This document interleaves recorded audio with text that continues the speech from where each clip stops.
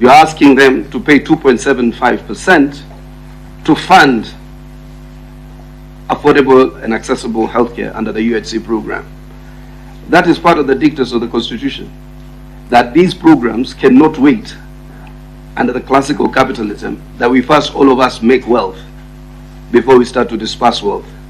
It must go concurrently. As we are making wealth, we must disperse wealth, and we must disperse part of these advantages that come to protect or to cushion the people at the lowest prism of our society.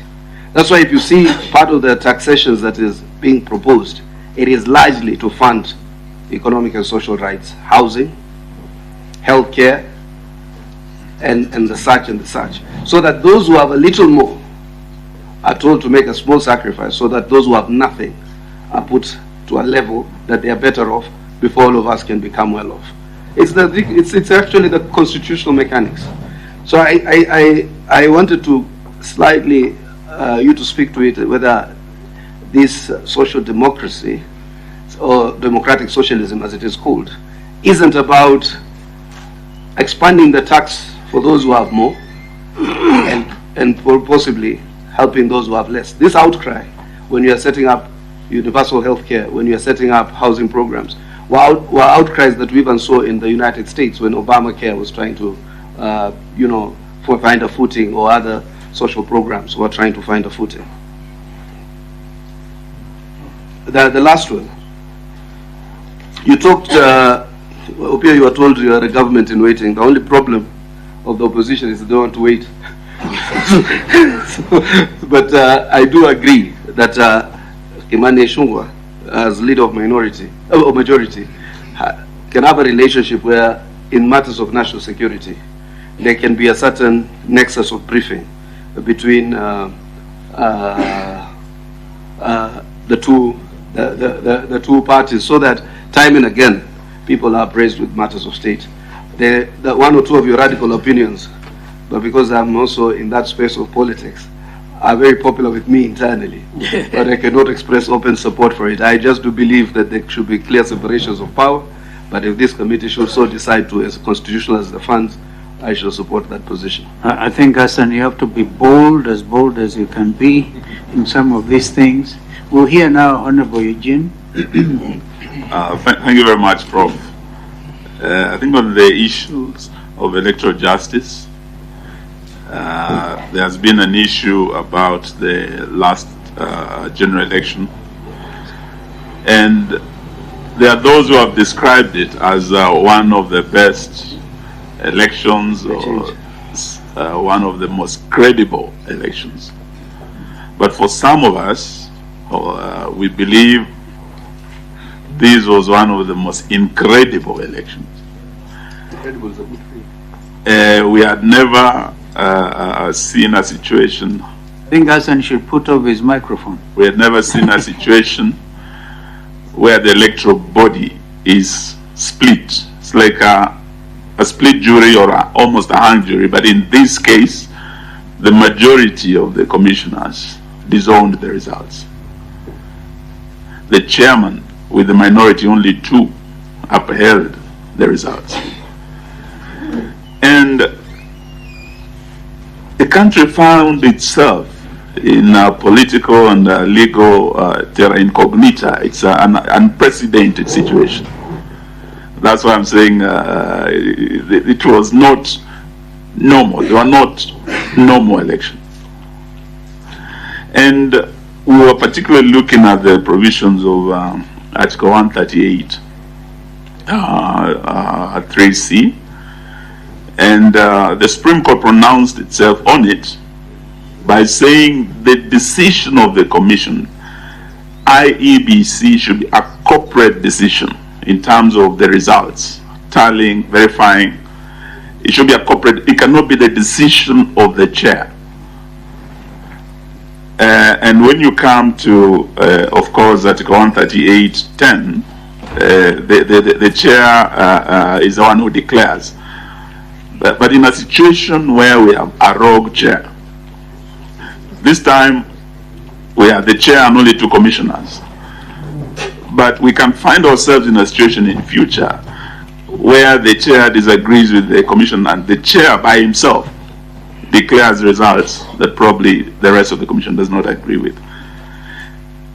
The Supreme Court was very clear in interpreting that particular article, that we find, and I quote this ruling, we find that the chairperson cannot arrogate himself the power to verify and tally the results of a presidential election to the exclusion of the other members of the commission.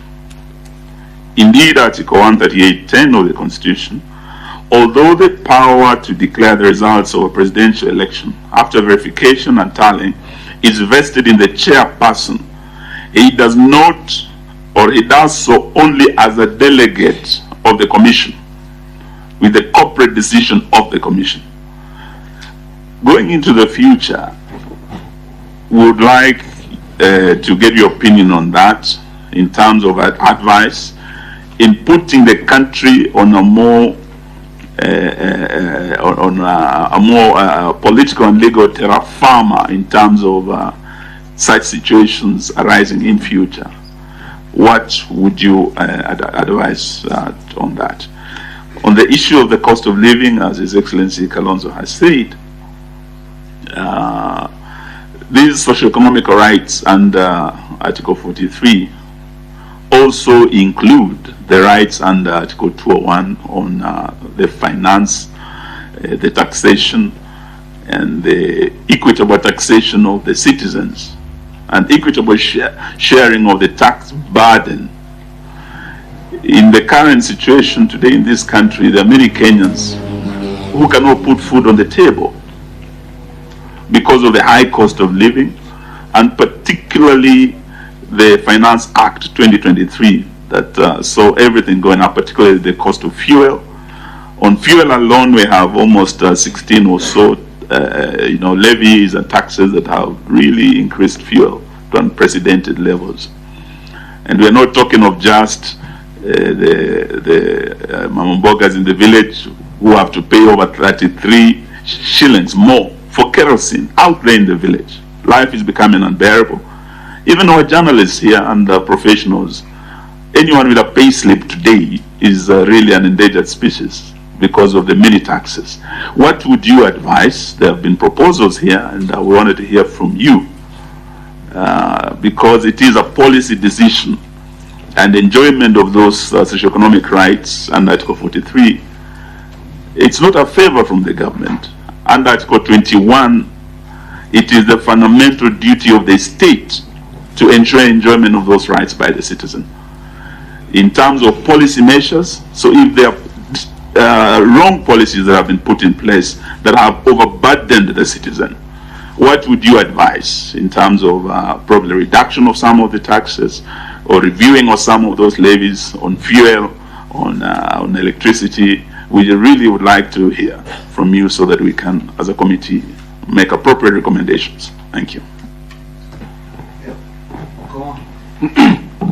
Yeah, I think Catherine was to go first. Thank you, Chair. And thank you, Professor, for your presentations. I am one of those who is actually going to agree with you on most of your popular presentations. These are very unpopular amongst politicians, but to some of us, they're very popular. I first want to associate myself with your comment on the 2022 elections and the presidential results. Actually, for the first time, compared to 1997, 2013, 2017, the 2022 was less problematic. This is just the simple reason. On the ballot and on the final day, actually Uhuru was whitewashed at the ballot so badly that he quickly conceded. And next, we also look at one other very unpopular point, and this is a very great idea, where on very fair basis, let us abolish the seat of women rep and create 2 seats in every constituency. The only biggest undoing with that point is the reduction of the constituencies. Is there a way, Senior Professor, which you can modify that point in such a manner that instead of reducing, let us look at a way and give us a formula, I know with your wisdom you can, of which we can have these 2 seats, 1 man and 1 woman, introduced in every constituency. And popular as it is, that is the best point that I've had in the better day of today.